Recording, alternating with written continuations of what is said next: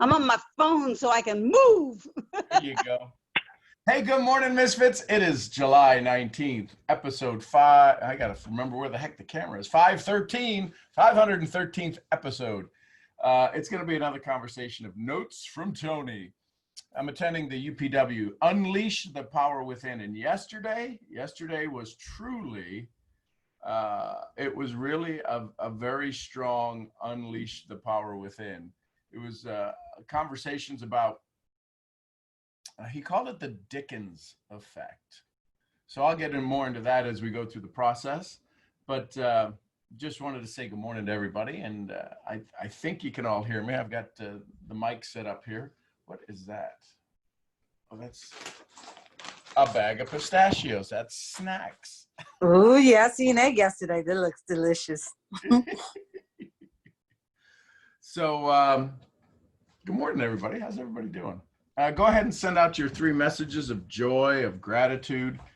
That's one of the things that Tony was talking about that's absolutely important. Is gratitude. And we've known that. We experience that. We feel that. But it intermingles so much of every part of every session that he does.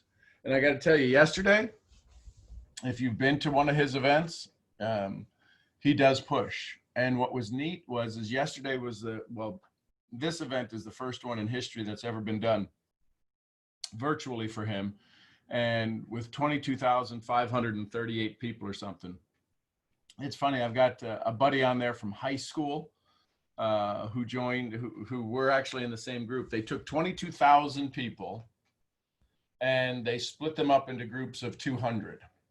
And then they split those groups up into breakout rooms of 6 or more when we go in to do discussions and conversations. So that's pretty neat. So if you do use Zoom, down on the right-hand side, where I think you'll see where it says breakout rooms, that's a pretty neat technology that Zoom has added here in the last couple of months, where you can have people break off into discussions. You can pick who goes into the discussions. You can pick how many are in the discussions, and then you as the host can send them off and then bring them back. So they'll send us off into groups of 6. And if you take 22,500 people, not that I did the math, but that's like 13,000 breakout rooms. So it's pretty amazing what's happening here right now. And then yesterday evening, before we went to dinner, which was like at 8 o'clock, 9 o'clock,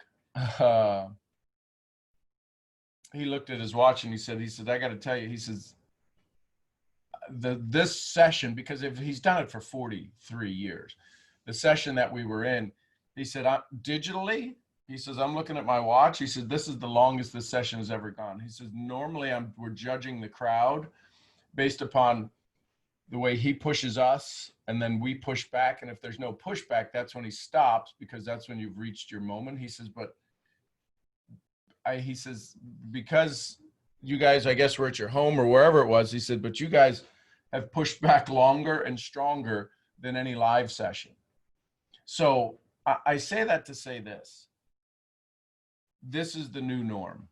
Not that there's any normal to it, but the idea that 22,138 countries and people are raving it at a 10, and people who have gone to a live have an experience. But for those of us that have never gone to a live and don't have that experience, this is all we know.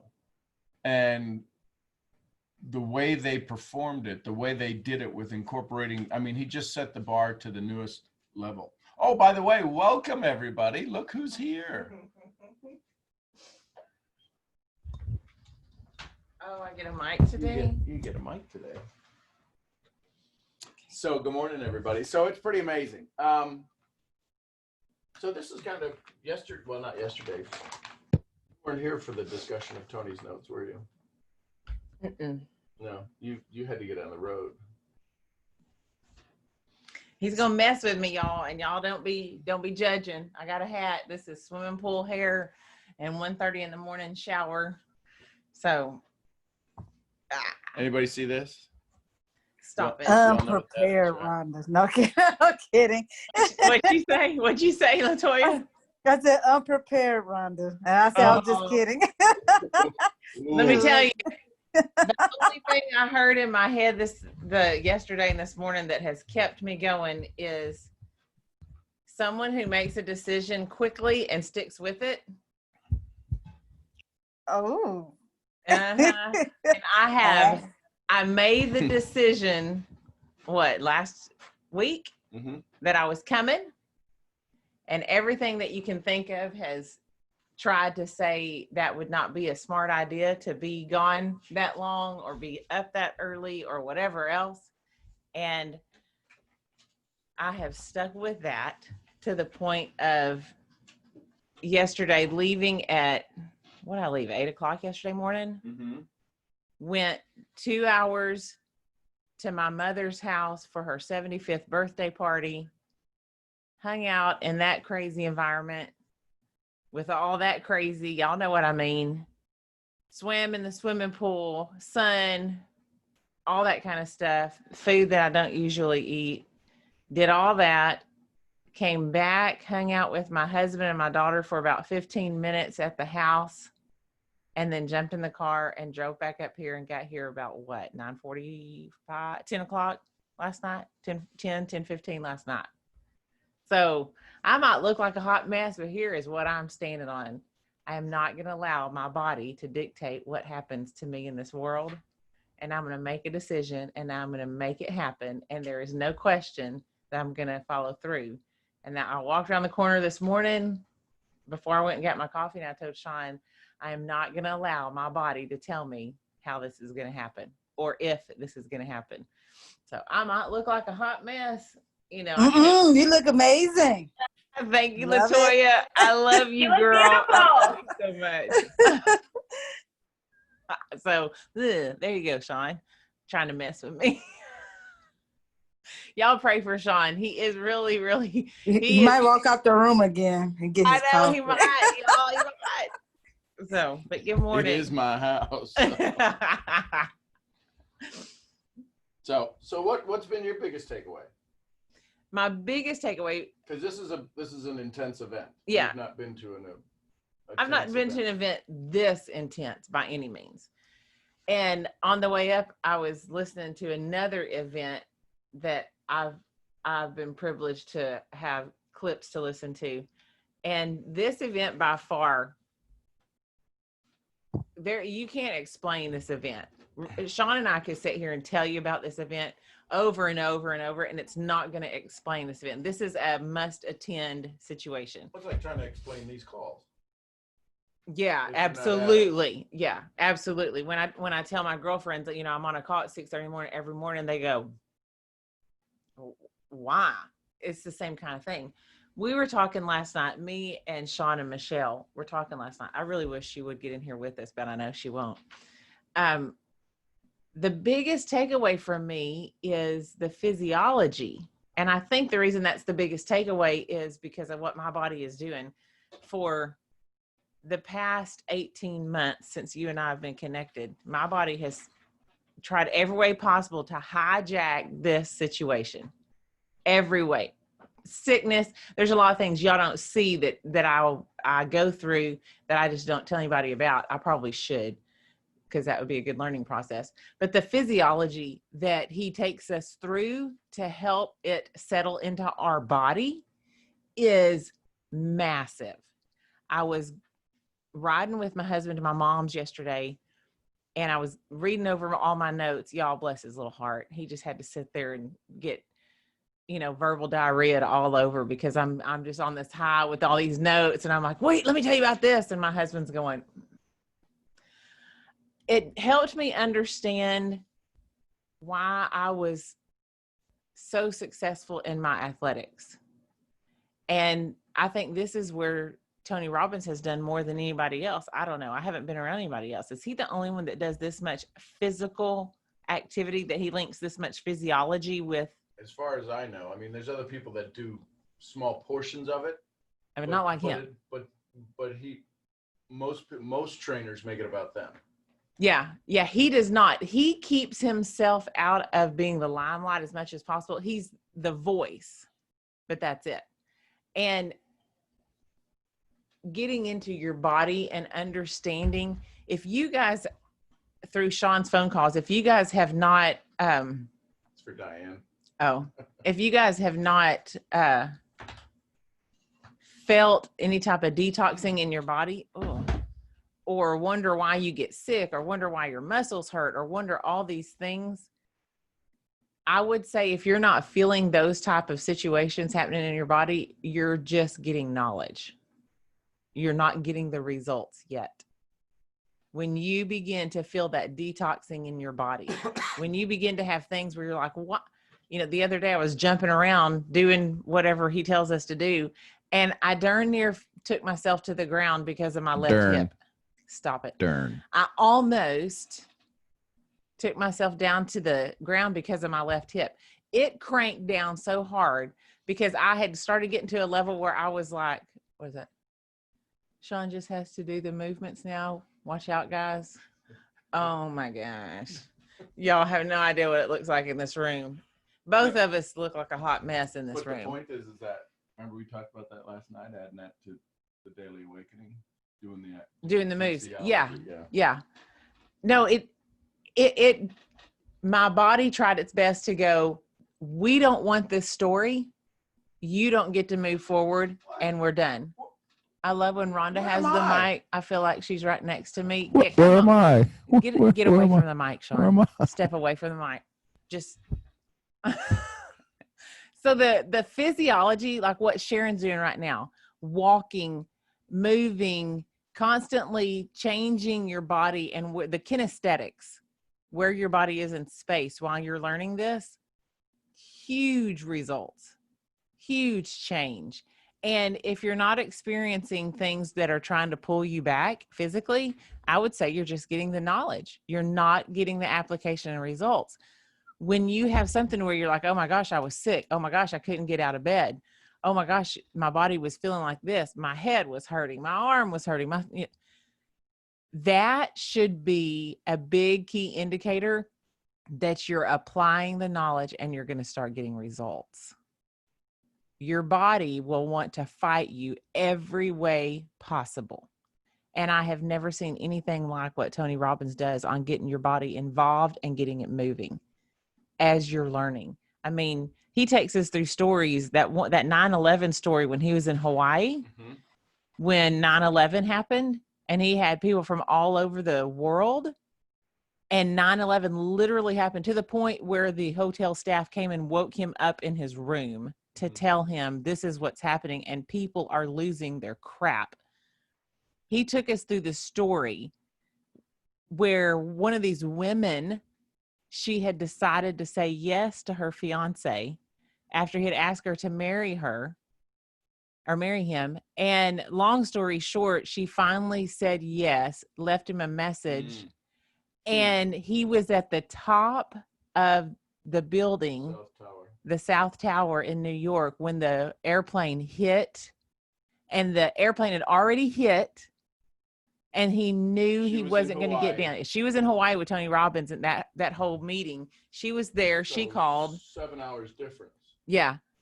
He called her. She was asleep. He called her, left her a voice message and said, this is what's just happened. The airplane has hit the tower. I will not make it down. But getting your message and hearing you say that you would say yes to me and that you would marry me made my world. I just wish it would have happened a little quicker. Next time, don't wait so long to love. And he left her this beautiful message. And I mean, she played it at Tony's event. And Tony takes us through all this, and everybody is just, there's 22,000 of us on these screens, and you can feel everybody's like, oh my gosh. And he tells us, and he gives us the lesson behind it. And then all of a sudden he's like, all right, stand up. And the music jumps up and we go into this huge disco form again. And he's got us, peak state. And we're jumping and we're screaming. And I'm like, but we're supposed to be sad. And he takes you instantly out of that, and he gets it into your bones and into your essence, that you can go from that suffering state to a peak beautiful state like that, and that you are in control. And did he talk about it on Friday? What's your flavor? yes, your flavor of suffering. So the physiology is blowing my mind, but that's also because I love physiology. I love kinesthetics, but putting that in your body, to me, Well, that's where it's all stored. It's application. I don't care how much knowledge you get. You can be a big fat head full of knowledge, but if you don't apply it, you're just a big fat head full of knowledge. You know, there's 9 million people walking around with big fat heads full of knowledge, but nobody knows how to apply it, or there would be, 50 million more Tony Robbins teaching people how to apply it. So long answer. Sorry, Sean. No, that's good. So here's something that really stands out. And this, I don't know if this was yesterday. Let's see, what day was this? This had to be the end of, no, I'll tell you. This is yesterday. No, this is day one. I think my cup has finally cracked. Is that It's the Google cup. I think it's finally leaking out? leaking. Okay. I'll just give you a little quote as we're doing this in between, right? Kind of like switch up the neural patterns. As humans, we were born equal. All babies in the same room, they're equal, same potential, same value. It's the marketplace. It's in the marketplace we are not equal. How about that one? It's in the marketplace that we're not equal.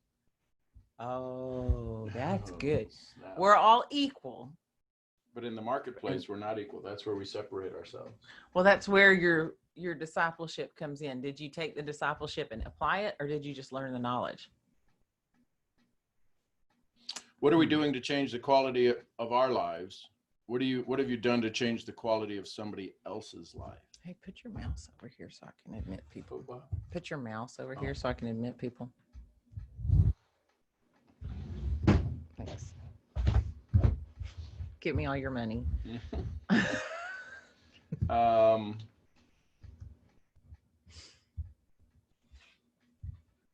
So what was another big takeaway for you yesterday or on Friday? Was that just one day? I don't know. No, this is day 3, so it was 2 days. This is day 4. This is day 4. Thursday, Friday, and then you Saturday. went. So and Sunday. I can't even count. Look at that. I don't know if I can see yet either.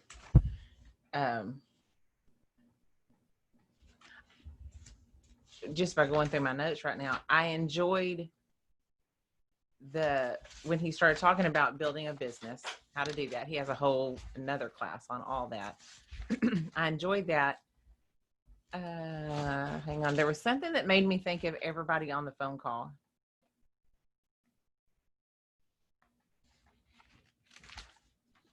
Hey guys, can I quickly ask a question? sure, go ahead, please. You know how you talked about like the kinesthetic stuff? So whilst we're learning, we should be moving. Mm-hmm. So like, let's say that I was going to listen to your call whilst I'm walking in the park, then how would I, like, do I then take notes from memory? Like, because I have an issue with not being able to take notes. That freaks me out. Well, We could do I'm gonna play a little Tony. That's an old story. Everything you've said, anything that's ever been said to you has been recorded in your brain. That which you repeat on a regular basis becomes permanent. That's an old story you carry, my love, that you can't remember stuff. Do you remember your first bicycle? Yeah. Oh, wow. You do remember stuff. Do you remember your first kiss? Yeah. See, if you remembered your notes, then that would make you a genius. And so somewhere somebody told you you're not a genius. I'm telling you, you're a genius. Get up, stand up, and say, I'm a genius. Just stand up. Do it. Stand up. Say, I'm a genius. Do it, Grab up Ann. into the air. Grab up into the air and pull down. I'm a genius. Let's go, Ann. I'm a genius. Come on. I'm a genius. That's the old You can story do that's it. laughing. That's the body that's laughing at you. You're a genius. Say it. I'm a genius. I'm a genius.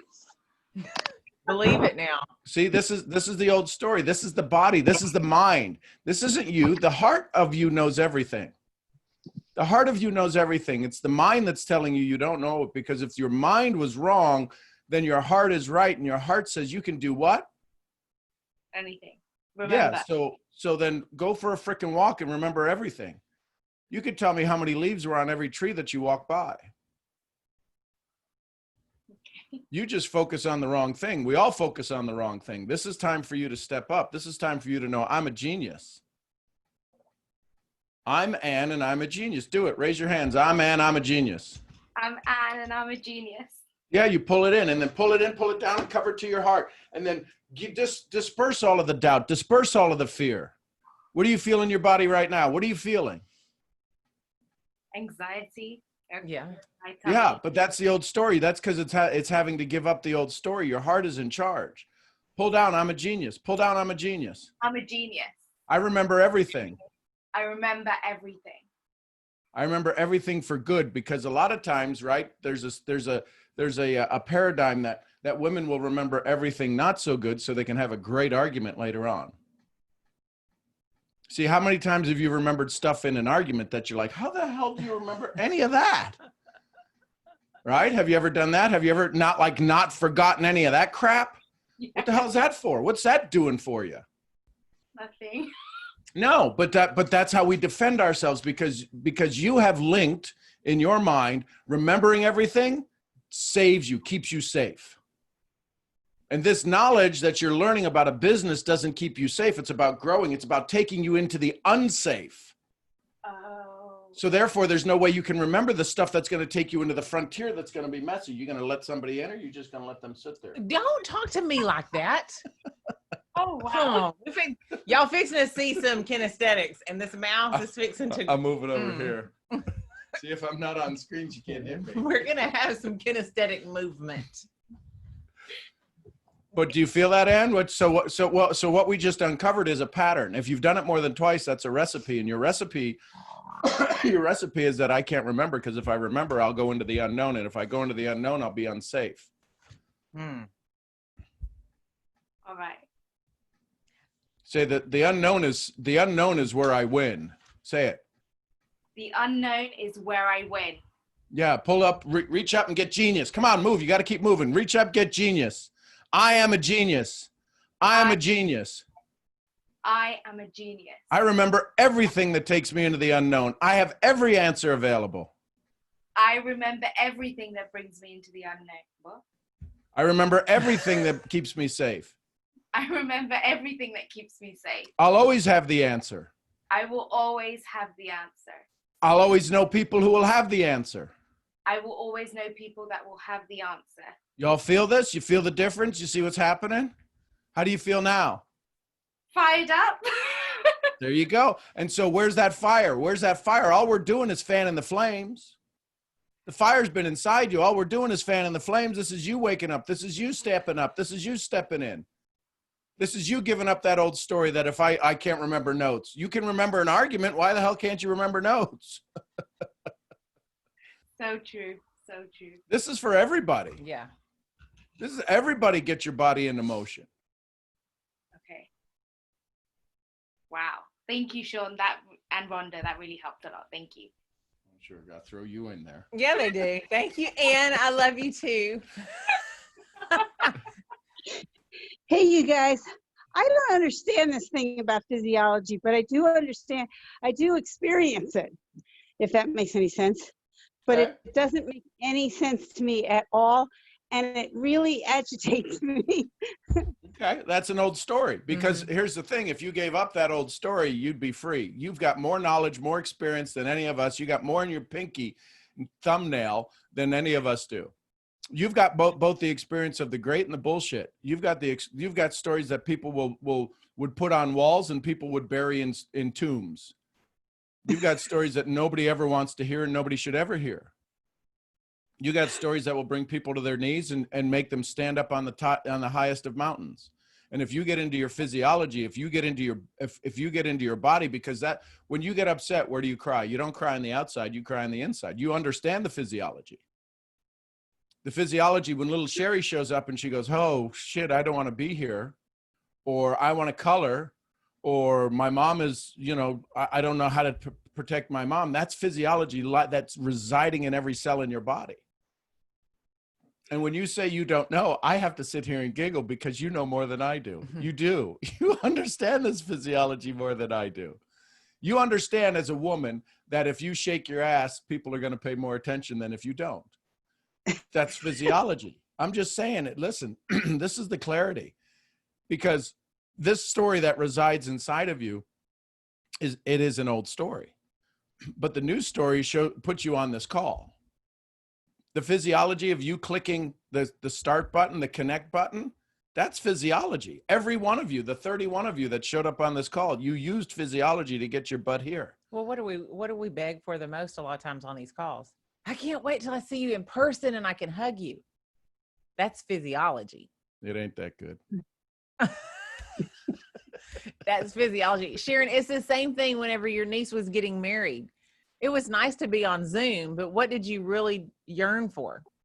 I couldn't believe how bad I felt after physically. Yeah. Okay, so that's physiology. That's pure physiology. That's all physiology. Kinesthetics is understanding where you are in space. Physiology is the movement that goes along with that, what your body actually does in space. So it feels like all of the pain and I have gone through more physical junk since I've known you two than I have in a long time. And I think. Hey, come on, sign up. The line's over here. Y'all get in line. It must be my body saying, no, you can't change that much. No, you can't. But it's like I am so determined to shut up and get out, because you guys are my miracle and I'm yours, and I'm going to stand in that. I am not going to stand in my wimpy little girl, I can't do this anymore. Listen, I just so let me say this. The fact that your little girl is still here, she's a freaking rock star. yeah. She has made it through 50 plus years of this bullshit that you sit through, that your body has gone through, and she still shows up and she smiles. And she's decided to stay the little cute girl, not turn into a raging, for lack of a better description, goth with long nails and 72 piercings in her ear. Right? So she's as strong as a freaking bull ox. She just shows up as this cute little girl, and she will fight every battle. with you guys. Well, here's what you do, I'm winning. Sharon.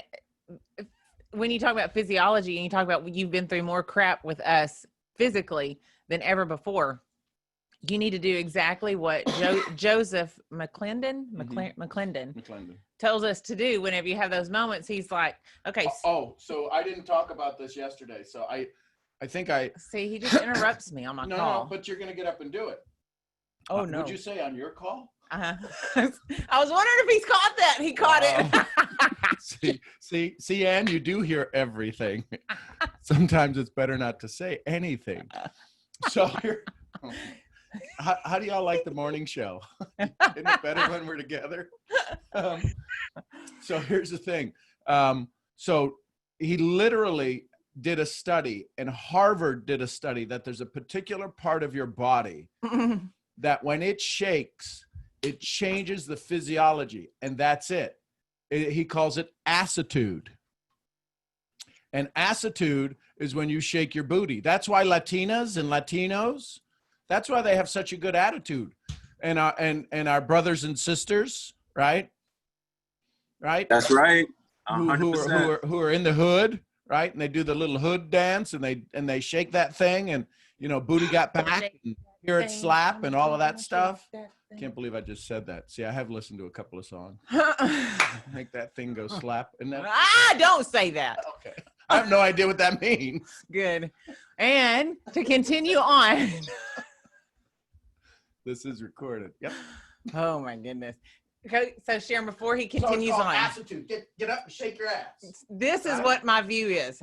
Well, man, I wish I could turn the camera so y'all could see my view. I should have recorded that. No different than watching this. That's about what Sean's hips look like. Because I'm Irish.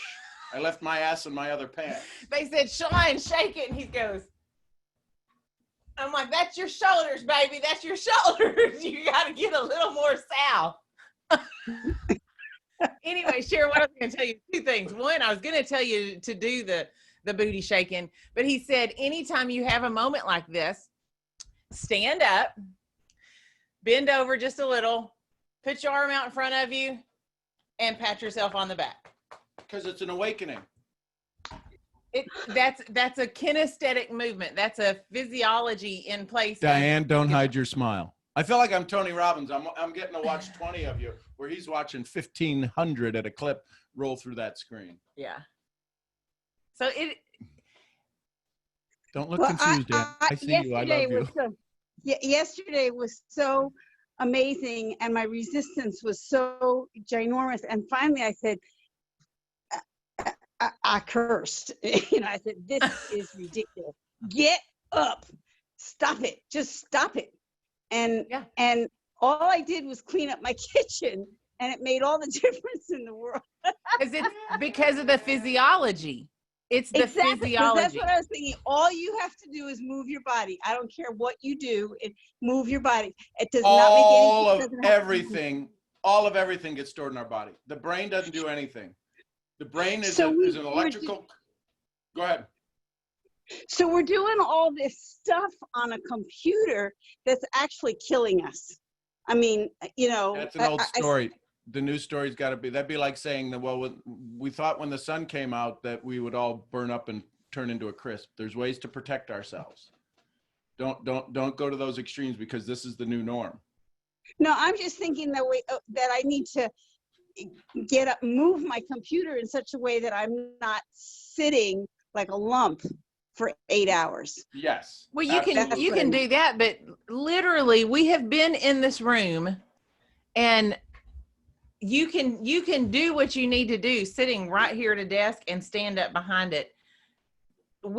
Sean, even on my way up yesterday, I touched base with him when I could get him on the phone, and he was like, "I've learned how to grapevine." I'm like, "Oh my gosh."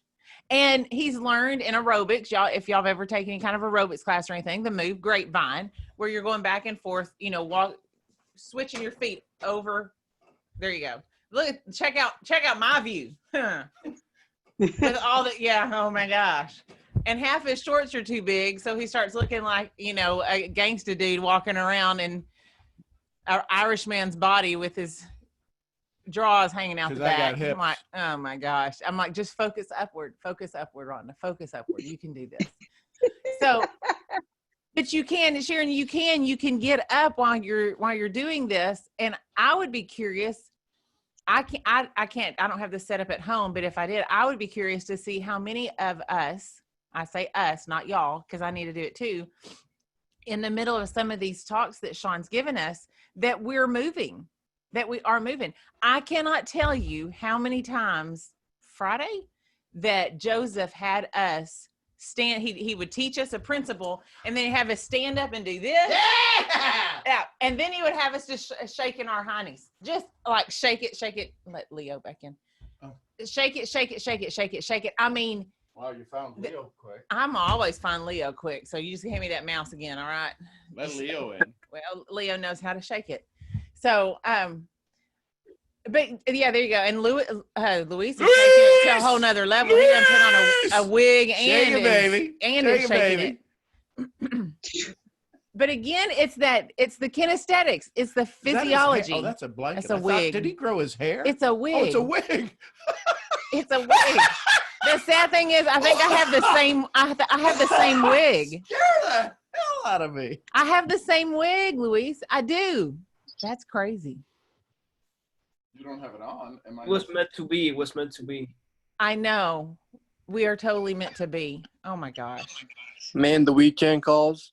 It's something else. There's a whole nother level. A whole nother level. The weekend calls with us in the same room together is a whole nother level. This is what's crazy. Okay, so we got the booty shaking. We got that. One of the things, there was another thing I wrote down, is 5 keys to ask intellectually. And Sean has a picture of this in his notes, but so this is when you're sitting here talking about this and you're trying to ask how to, this was over decide, commit, and resolve. So I told y'all. Here for that? I guess. Sean, I've got the notes. Yes, I was here for that. You think I'm just like? I have no idea. I figured you're pulling it out of your hair. That was a good choice of words right there at that last minute when I saw that thought go through your head. Speaking of hind ends,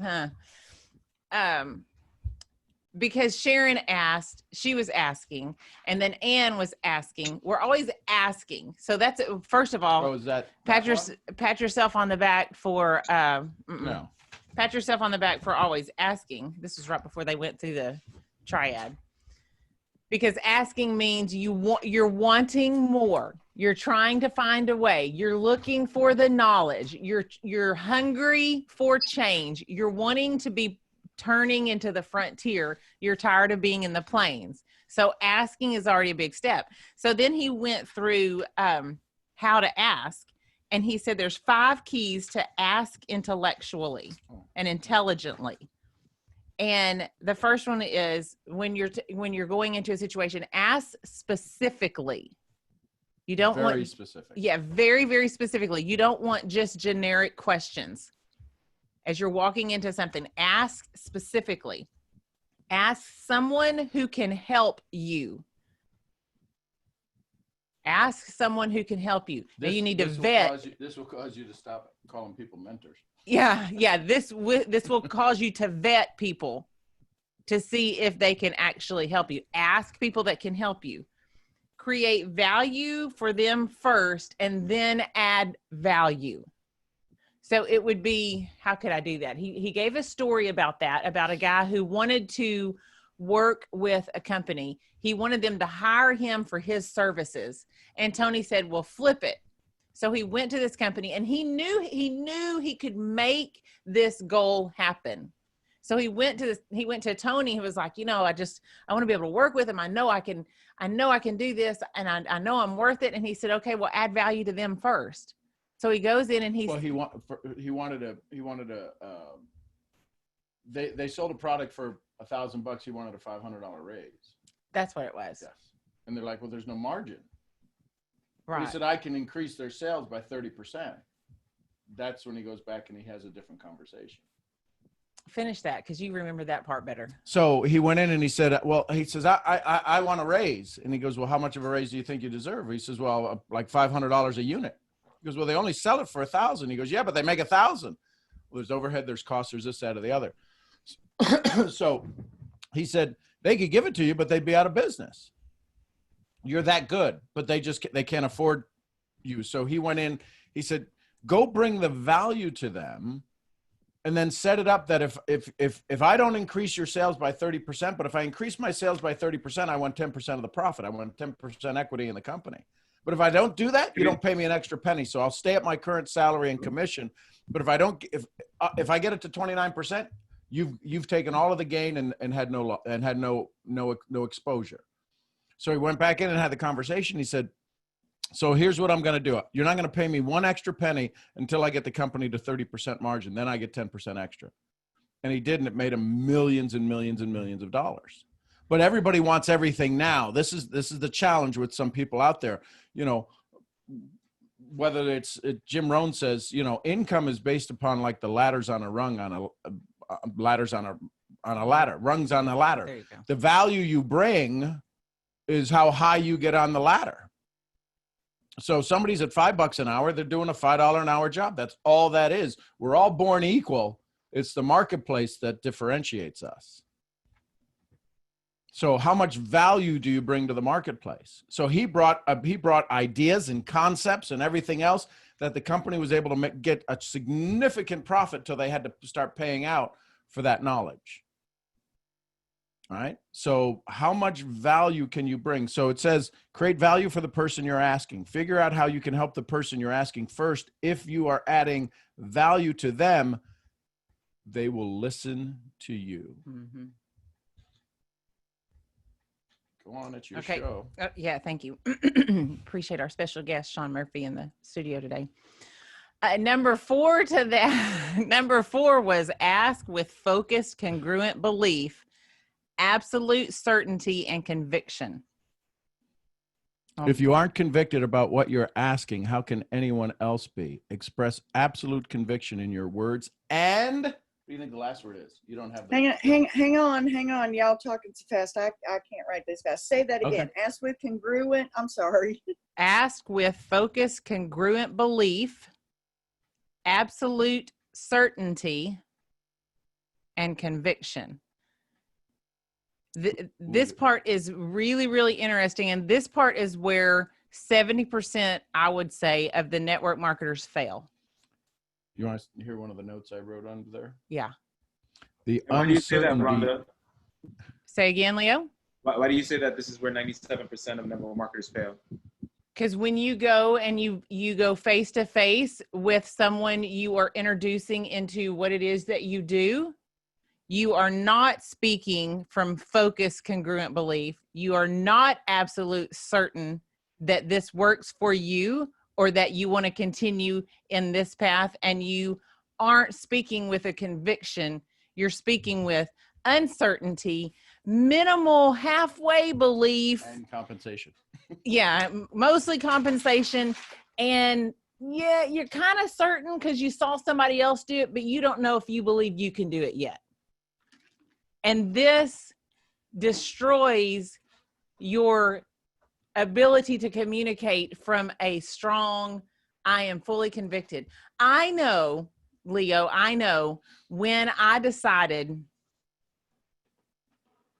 I chose to work with Sean, not because of the products. I chose to work with Sean because I wanted to work with Sean. And she regrets every minute. I do not regret any of it.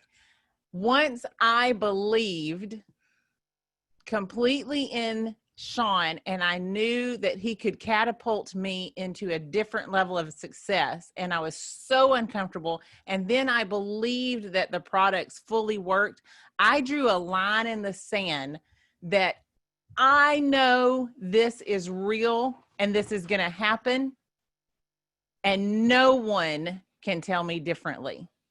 Once I made that, that's when, and Sean can tell you, that's when our phones began to ding constantly with messages, because I put it out in social media. I stood behind it. I was absolutely focused, absolutely certain, and my conviction to help others was unquestionable. You could see it in a picture, much less hear it in my voice. Once I did that, now I still wavered in certain areas of how, which how will kill you, how will stress you out, how will kill you. Of how. Yes. But once I did that, when I spoke to you, you could hear the conviction, and you could hear that there was nothing you could say that would change my mind. So to me, this focus, Now you're congruent belief. just for sake of expression and understanding, you're speaking from the 3%er conversation. I am. Right. I am. And I get that. What was it? Because now that everybody wants to know, what was it? What was the change? What was the line in the sand? What was just before you started to draw the line in the sand? What happened? Well, That's the part that, yeah, there's a couple of things, and Tony goes over that. There's, I forgot, I'll have to go back in my notes.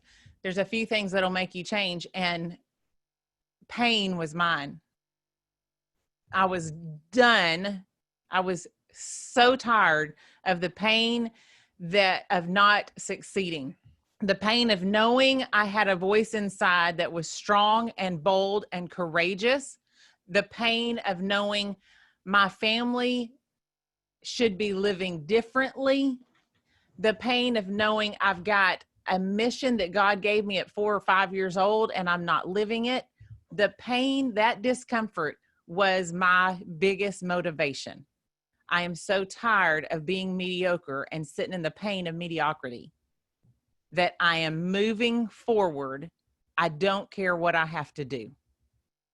I mean, and y'all, that got to the point also on a personal level, that got to the point for me having a conversation with Sean going, my husband is so mad that the house is such a hot wreck and such a disaster.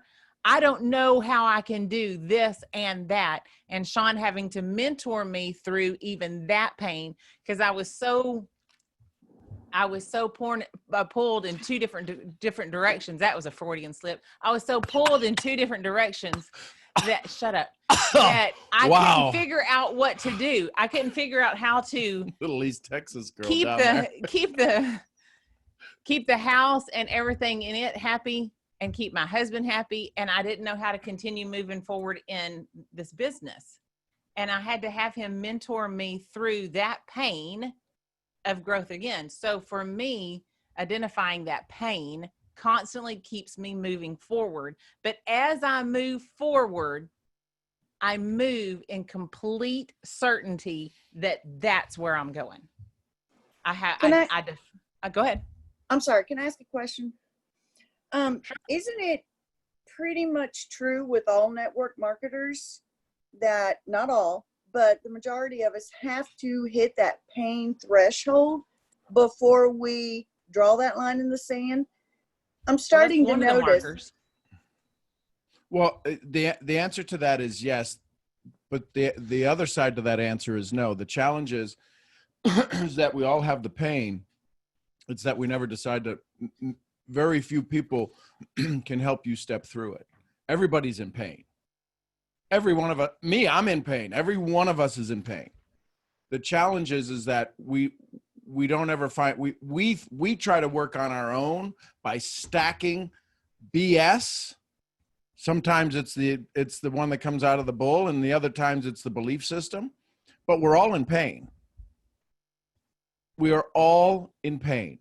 Your prospects. So it's a matter of, do you have that pain that you want to change? Do you and here's the other big thing, Michelle, just like, and you are a perfect God-given example of how deep we can store that pain and still look amazing, still look beautiful, still do some incredible things, still have incredible success, but it always seems to fall away from us. And that's the other shoe dropping. Until we have this total freedom, until and that's beliefs. So what do you say about emotions? The quality of your emotions determine the quality of your life. And when we leave the environment of an event, we're all fired up. You know what? So here's a little behind the scenes when I deal with companies. They'll invite me to one of their events. They'll have 2,000, 5,000, 6,000, 8,000 people at their event. And I monitor the event. I monitor the emotions. I sit at the bar. Shocking, I would do that. And I listen to the conversations, and I come back and tell them exactly what their growth is going to do and how many days it'll be before it takes a huge dip. And they're like, and I sit with them in the boardroom afterwards, and I go, you've got about 2 weeks till this thing just implodes, and you wind up with less sales than before you went into the event. They're like, how is that possible? It's not going to be possible. And their marketing director is not the sales guy, but their marketing guy argues with me. Their sales guy argues with me. I'm like, listen, if I'm wrong, you're not paying me. But if I'm right, you're paying me. And then you're going to pay me a lot more to fix it. And sure enough, on the day I said it happens, because humanity is predictable. And the pain people have can get masked. This is when I, 15 years ago, came up with undevelopment. Every company, when you bring them in, every network marketing company, when they bring them in, is being driven by who? What a sales event, a regional event is driven by who? A global event is driven by who? The top leaders in that company. And what are the top leaders wanting? If the top leaders are wanting income, they want promotions, they want deals, they want event-only specials, they want new market opens. It's never about the undevelopment of the human being. It's a sales organization. So everybody has this pain. I'm going to encourage you as leaders, you as individuals, you as other human beings, when you understand the pain that people go through, the only way, as Brene Brown says, is the only way any of them can tell you their story is if they give you permission. Not when we sit there and go, hey, tell me your why. Oh my gosh. What your why should make you cry.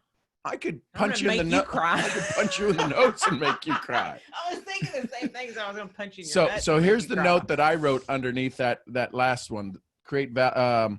Ask with focused, congruent belief. Mm-hmm. Their uncertainty in you is the reason they can't say yes to them. That's exactly right. Oh.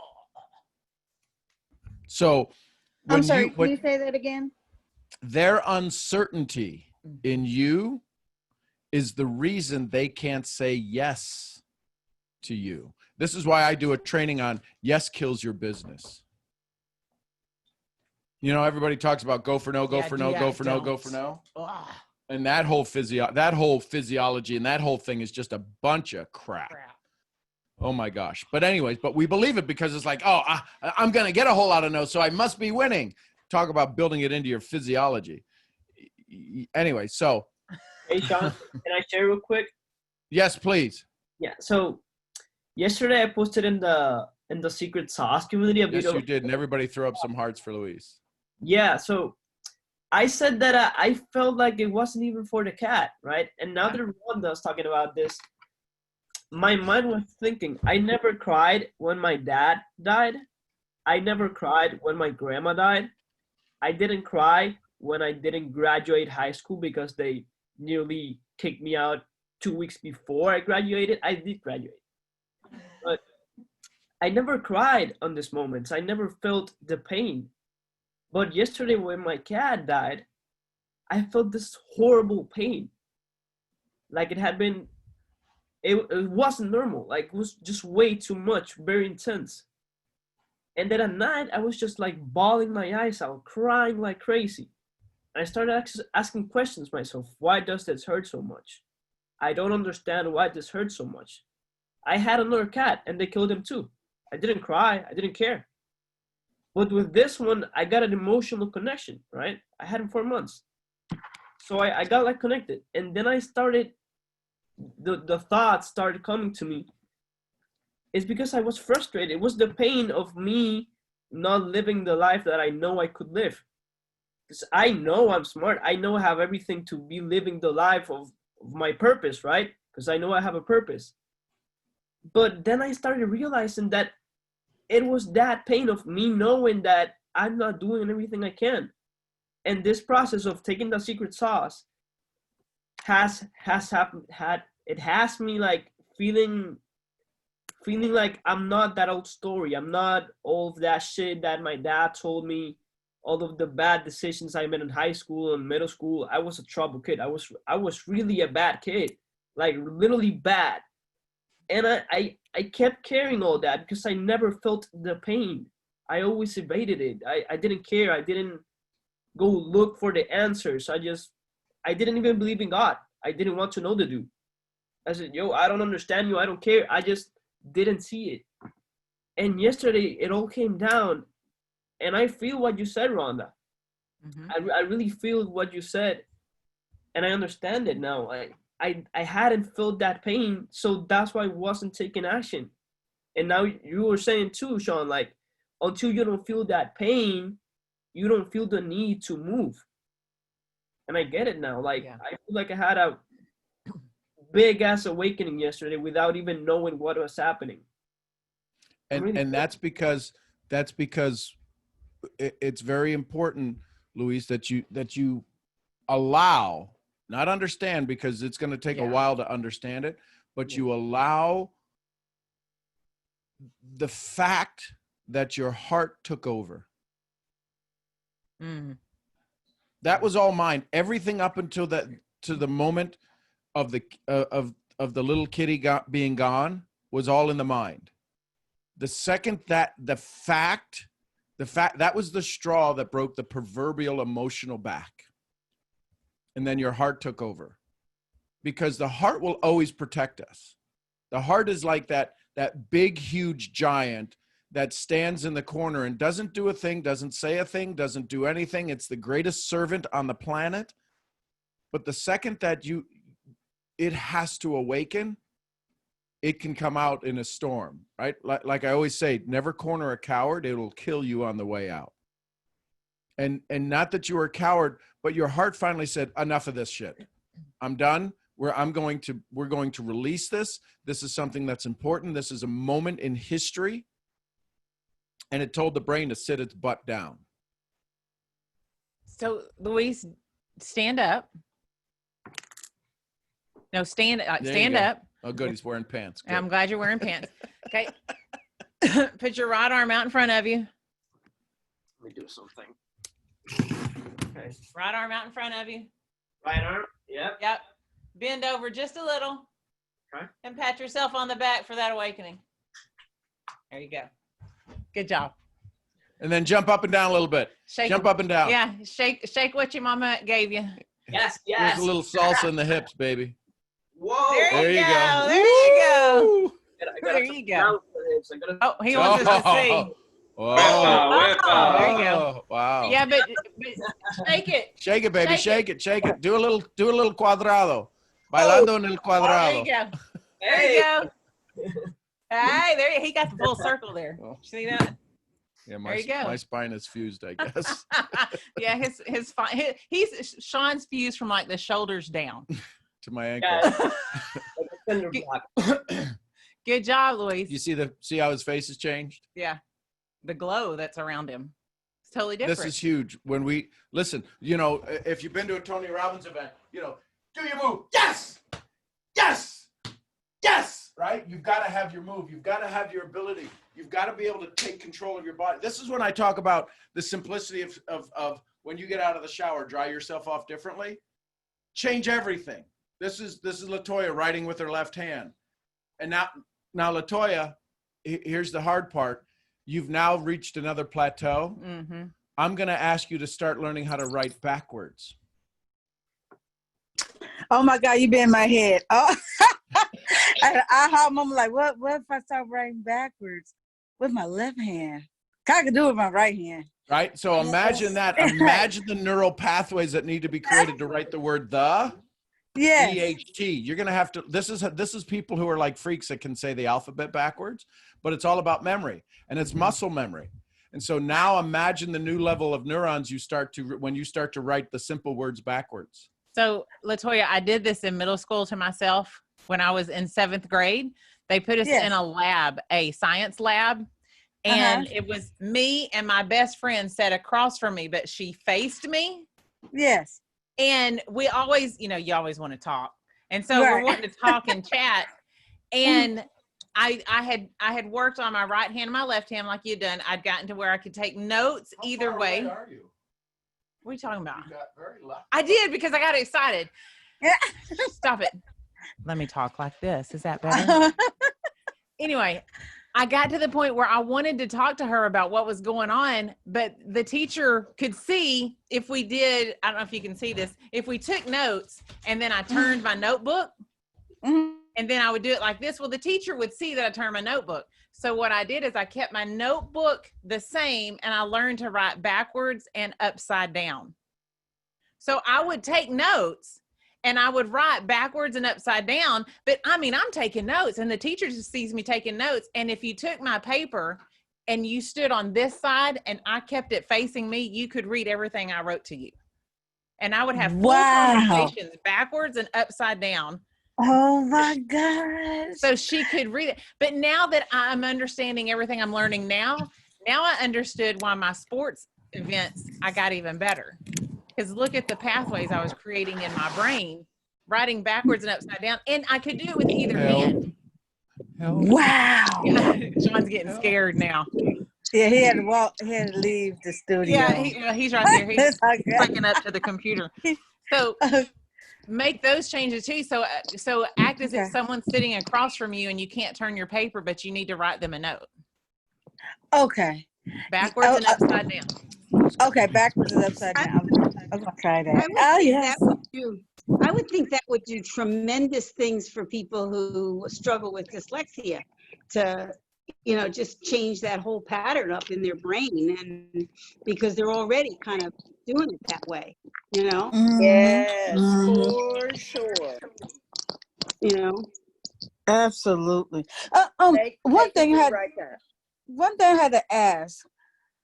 We always talk about why power, but very little I hear about the willpower. And why is that? Because willpower doesn't work. Oh. And here's why. So LaToya, you wanted to write with your left hand before. Maybe you heard that when you were earlier, or you wanted to go walk more. Willpower doesn't do a damn thing. Because if willpower worked, we would all have the will to have the power, but we've got the power and we've got the will, but we never put the things together.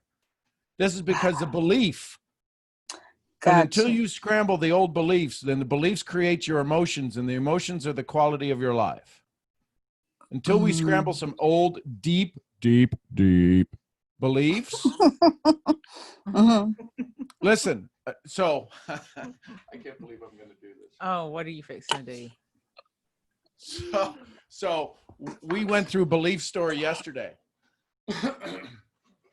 We went through some belief story yesterday, and we had really gotten out the beliefs. We had crushed the belief. It had left our body. But you ever have a CD that if it was playing, you really want to make sure the CD can't play anymore? What do you do to the CD? What do you do to the CD? I buff it up. Scratch it. Put some scratches in it. So in order to put the scratches in some of the old beliefs, I'm just going to give you the example of this is what Tony said we needed to do. We had been through 3 hours of crushing belief and changing it and giving up the old story and standing in state and doing all of these things. He goes, okay, now this is Tony Robbins. This isn't Sean Murphy. He said, get your cameras ready. We're gonna do something that, can y'all hear me over here? So we're gonna do something that is going to scratch that CD. We've taken the old CD out. But imagine if you put that CD back in, would it play? So he said, here's what we're gonna do. He said, and I know you're gonna think it's crazy. He says, but I promise you, it works. Now he's been doing this for 43 years. Right. With consistent results. So here's what he did. So he would have you, he said, here's what you're going to do. You're going to take your right finger and you're going to go 1, 2, 3, and you're going to stick it up your nose. My own story was bullshit because, and he goes, you can't put it on the outside of your nose. You got to stick it up your nose because he says, it scrambles everything. And you say, my old story was bullshit because, and then you say it. And you say, I'm free. Yes. Right. So there's a whole process to get to that point. But it was, and then he said, so we did our 3 limiting beliefs. And so then he said, so now we did number 1. We went through that. You do that 7 times. And then to get rid of 2 and 3, you do it, can you imagine, with both hands?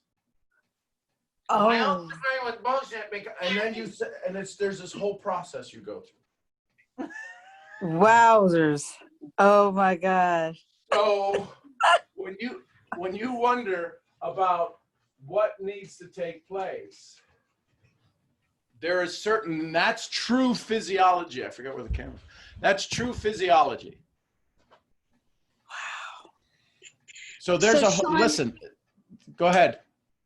This is a slightly different subject, but yesterday, one of the things that I heard and one of the things I was replaying was that you need to have your goal and be very, very specific about what your goal is and your why, which is kind of what we've always heard. But I felt like underneath that, there was more than the old story of how we've always heard you need to have your goal. And I was thinking about values and goals and linking them in some way that I have been, resisting, feeling like, well, I want to make $1 million, but if I make that my goal, if I make 10,000 a month my goal, then that's not really big enough. But $1 million is not really believable. And what do I want that for? Well, I got a bazillion projects. That's not a problem for me. So it's like, do I focus on the projects that I want and not worry about where the money comes from? Or do I focus on my job in creating the money? How do you literally get an idea, make it happen? So Because our beliefs control everything. And our values control our directions. So so first we have to create the belief. We have to crush the belief that you don't deserve that, because your values are keeping you from it. It's the triad. Yeah. The physiology, the focus, and the language and meaning. And that's, again, one of the things I love about being in the location that I am in my world, is the ability to comprehend this and to be. So one of the things that Tony says, he says, don't take notes. Very start of it was don't take notes. Capture the moments. And he always says, capture it as if you were going to go teach it. He says, I see so many people take notes. He says they take notes and then they never go back to the damn notes. He says they're not capturing it with the intent to understand it, the intent to explain it, the intent to teach it, right? Right. And then but here's the thing he talked about yesterday. He talks about the story of the baker, right? Luigi makes this most amazing chocolate cake. It's the greatest cake in the world. And he's been doing it for 25 years. Can I make a cake as good as Luigi? Yes, because I can get his what? Recipe. So the challenge is that we go, oh, I'm going to go sit with Luigi, and then I'm going to go, well, you know, but I don't like it that way. I think I could add another smidge of this, and it F's up the recipe. The reason that we won't follow something to the exact, so where Leo was asking earlier, and I wanted to touch on this. Leo says 100% certainty. What does that mean? Well, Leo, let me ask you this. In dance, the difference between the gold medal winner and the silver medal winner in a dance contest is what? Is technique. It's like a couple points. Technique. Yeah, but it's a couple points. But why does one get a couple points more than another? It could be their energy, their way of being on stage. Because of who was judging them said they hit the mark. Wait, repeat that one more time, Sean. Because they said because of who was judging them, they said they hit the mark. Yes. Y'all marinate on that for a minute. Sit on that thought for a minute before y'all just nexted to a whole nother thought on that. Hear what Sean said. This is huge. This is why you have to vet who you allow yourself to be around and who you learn from. Hear this. This goes super deep. Who you learn from, you're on their grading schedule. You're on, if it's a dance, if we stick with dancing, if we stick with dancing, who is judging you, you're on their scale. It may appear as if they're all judging you the same way, but subjectively, you're on their grading scale. This is why Sean goes, some of you people have teachers. Some of you people just have people that talk real loud in your life. Very few are mentors. You have to vet who you allow into your life, and even more importantly, who you give your head space and your heart space to. And the reason I can say this with conviction is I have done the opposite of what I'm doing now, and I have all the results to prove it. It hasn't been until I fully vetted and ended up going, Sean has, he has all the check marks. Angel has all the check marks. I will listen to them, that now I have results, and you guys have seen it, and Sean's captured it on all the videos I've ever been on, all the calls. I vetted who I allowed to be a quote unquote judge in my dance competition that I'm in. I just started a dance studio this afternoon. This afternoon, I'm going to have the Irish dancing. And here's the intro video. Oh, look at the jig! Look at the jig! Look at the jig! See it? Do y'all want to join do y'all want to come to my dance studio? You'd be like, just for giggles. Yeah, I'm gonna join. Let me bring my shoes. But you know what I'm saying? When you look at the resume, the videos, the techniques, the trainings, all of that stuff, when you go, well, what qualifies them for my time, meaning yours? Who are you giving your time to? And whose time are you taking? Well, and what space, what time are you taking up? What space are you taking up? And what are you allowing someone to take in your world? There's a vetting process that has to, well, it doesn't have to. If you want better results, there's a vetting process you must do. Well, again, you want better answers, you got to have what? Better questions. So some of us don't know what questions to ask. Well, and some of us keep asking the same people that aren't ever going to change their answers. So it's that. I agree with Sean. Sometimes we I think we're so much in our own judge's perspective that we don't know how to ask those questions that can kind of like shake those trees, you know? That's true, but also, do you keep asking the same person the same question in a different way, and they are only able to provide you the answer that they subjectively stand on? And the answer will be the same every time, no matter exactly how you ask it. That's exactly And we're right. hoping for something different. How many of us have ever heard a different answer and it was the same answer? Yeah. We Yeah. ask the question different ways, hoping to get a different answer, and we don't. Yeah, there's, you know, in relationships, there's an old saying that sometimes go, hurt me once, shame on you. Hurt me twice, shame on me. Because you went back to the same source expecting a different result. You can't get mad at that person. That person gives you only what they can give you. Now it's up to you to be able to see that and go, I've got to ask somewhere else. The problem is then you get into a whole nother conversation of addiction to their approval, or everyone else going, no, but they're so amazing. Okay, they might be amazing if you want all their other results.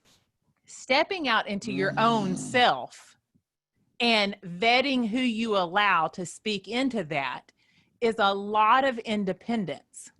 And with independence becomes sometimes a scarcity mindset or fear.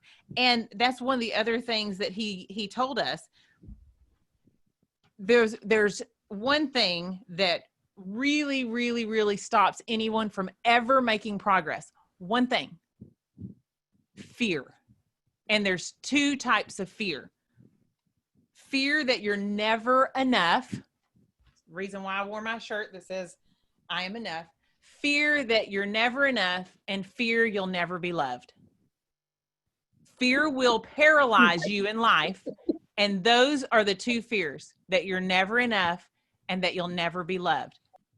And that will keep you locked into hearing somebody that you won't vet to see if you need to hear what they're speaking into your life. This is pulling back layers and layers and layers of the crap that you've heard or listened to. It is for me and who I've heard it from. And instead of being angry at any of it, I can now just go, oh, that's the best they could do. And because that's the best they could do, that's why I could only get to here. And in order to get to a whole different place, I can still love them, but I've got to leave them be. And I've got to go find somebody that makes me so uncomfortable. They either feed the pain of my discomfort into growth, or they make me realize I'll never grow and I don't want to grow, and I'll run back to the fear. And it's that drastic. It's that drastic, because if you stand in the middle, you're in the mediocrity area, and you're in I know the planes are right here and I know the frontier's right here, but I'm just going to stand looking this way. And then your life is just confused as all get out. Does that make sense? It makes perfect sense, because now that I think about it, I love what you said about fear, that the two fears that we have is that we're never enough, or that we'll never be loved. Because as far as I can think of all my stories, those are the two fears that run the show. Yeah. So when you do that, take this same knowledge and flip it to the person across the table from you that you're speaking to. And realize they're functioning in the same, for lack of better words, principles of life. And can you hear what they're saying loud enough to see, are they functioning in I'm not enough, or I'll never be loved, or both? And which one of those two drive them to where they are sitting right now? Well, and those two exist because of the 6 human needs: uncertainty, certainty, love and connection, growth, contribution, and significance. There you go. I'm so Can you proud repeat of that you. again, Sean? The six human needs that Tony has found, right? Maslow's has his human needs, hierarchy of human needs. But he talks about people sit in either certainty or uncertainty. Right? So those are each different human needs, and there's positive and negative to each. So there's the certainty, positive, negative, uncertainty, significance, Love and connection is another one. And then when those four needs are met, when one of those four needs are met, then you step into growth or contribution. And that's where your life changes, when we're growing or we're contributing. How many of us feel better when we're giving back? Right? But the challenge is that we can't give back until we're in a state of certainty or uncertainty. How many people do you know, whenever you ask them, what do you want to do? I don't know, whatever you want to do. They live in a state of uncertainty. And that's where their state is. Define positive uncertainty and negative uncertainty, because I just heard everybody on this call go, it's okay to be uncertain. Well, so here's the thing, but let me say it this way. If you live in certainty, if you live in significance, if those are your main needs, you will always be in pain. If you have to be certain all the time, you will be in pain. Mm-hmm. If you are struggling for significance, you will always be in pain. If you have to be the one. This is in relationships. This is in business. So we'll go more into that because we've got to jump off. It's like, oh. But here, I'll leave you. Can we have number 5 real quick? I'm sorry. Oh, I heard Michelle asking. I heard her over there going, Rhonda said there was 5 things. She hasn't given me the 5th thing. Yeah, let me tell you. So this is following up the 5 keys to ask intellectually and intelligently. The 5th one is ask until you get what you want. They can't read that on there. They can't read it. Yeah, we can. Oh, Michelle, don't do that to me. Sister, I pay you more than that. I'm sorry. But it is not backwards. It is correct. Okay, good. So ask until you get what you want. And that's continue to change your approach. Can you say a little bit more about that? Change and adjust until you achieve what you want. When you study successful people, you'll see that they keep asking, kept asking, kept trying, kept changing, because they knew that sooner or later they would find somebody who would satisfy their needs. How many people did Colonel Sanders go to? How many movie folks did Sylvester Stallone talk to? How many people sold their dog, right? You all know the story about Sylvester Stallone selling his dog. How about Chicken Soup for the Soul? Mark Victor Hansen and Jack Canfield. How many authors did they go to? Some of us have said, I've tried everything. Really? Have you put eggs in your pocket? You heard me say that yesterday. Have you done it with eggs in your pocket? No, then you haven't tried everything. Well, I tried almost everything. So. Well, he wrote it. He said one thing, life will pay whatever you ask for it. And a lot of us are not asking enough. That's why these five ways to asking are so key. Life will pay whatever you ask for it. What does that say? You'll say it better. What? To end suffering, let go of expectations and change it for appreciation. Oh, let go of expectations and change it for appreciation. And that's to end what? To end suffering. So, yeah, that's huge. That's a whole nother call. That was like the last note after 12 hours. And that's a pretty big one. End suffering, let go of expectations and change it for appreciation. Yeah, Tony Robbins also said, and I wrote it down, this was his quote, we live what we believe we are. And if we have expectations and we're not living up to them, what do we believe we are? We're less than. We're not enough. Now that goes back to the fear. We'll never be. But if we change what Sean just said from expectations to appreciations, and we appreciate that our heart is still beating, our body is still moving, our lungs are still working, our nervous system is still firing, our feet are still able to walk, our hands are able to move, our eyes are able to blink. We are appreciating our body. When we change from expectations to appreciation, your whole life changes. And now you are enough. Your breath you just took right now, that's enough. Your heart that just beat one time, that's enough. Your blink you just did, that's enough. You're enough. You're enough. You're alive. You have a heartbeat. You're enough. And your heart was a gift. It was given to you before you had your brain. That's right. That's exactly right. And it beats by something much stronger than the brain. Mhm. So I'd give your heart. And he talked about the heart meth lab, right? Because I looked at you and I go, you go, what's that? I go, that's the thing I talk about all the time. Yeah. So here's what we're going to be talking about today. The 12 master principles of a vital life.